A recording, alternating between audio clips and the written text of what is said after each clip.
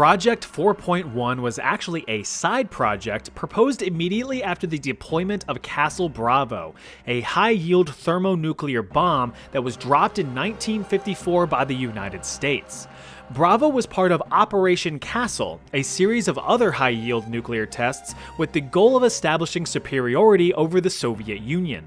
The Marshall Islands, a remote Pacific group of islands, served as ground zero for the detonation of the nuclear weapons. Castle Bravo was the strongest detonation and surprisingly produced 2.5 times the expected explosive yield, resulting in an explosive force equivalent to 15 megatons of TNT.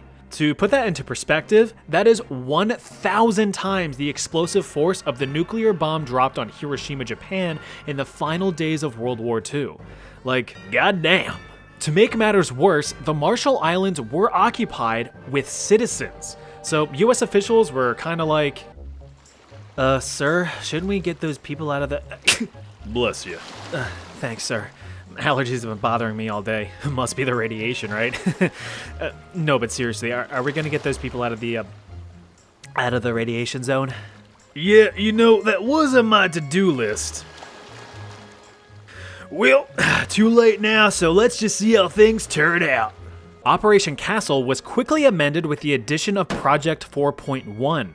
This new section aimed to study the human response to significant radiation exposure. You know, as if tens of thousands of victims in Hiroshima and Nagasaki weren't evidence enough. Commander of the US Naval Medical Corps, Eugene Cronkite, was in charge of the project and swore everyone involved to absolute secrecy because he thought the public wouldn't be too keen on the whole test nuclear radiation on non-consenting people thing.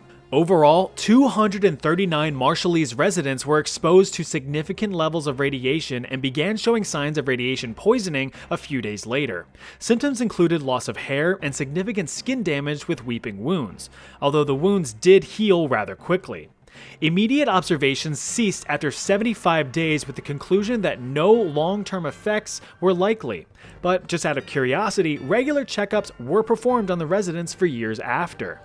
Women saw increases in miscarriages and stillbirths, and newborns that survived experienced developmental difficulties, impaired growth, and a disproportionate development of thyroid cancer.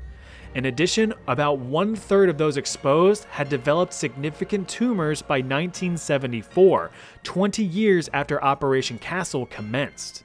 In the following years, Marshallese representatives spoke out against the United States with accusations that the scope of the experiment was premeditated and intentional, to which the US officials responded, "Nuh-uh,